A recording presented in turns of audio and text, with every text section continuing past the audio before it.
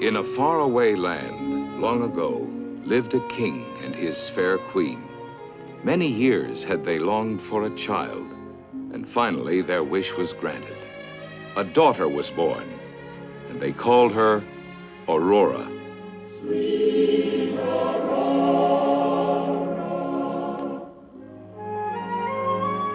Yes, they named her after the dawn, for she filled their lives with sunshine. Then a great holiday was proclaimed throughout the kingdom, so that all of high or low estate might pay homage to the infant princess. And our story begins on that most joyful day. On that joyful day, on that joyful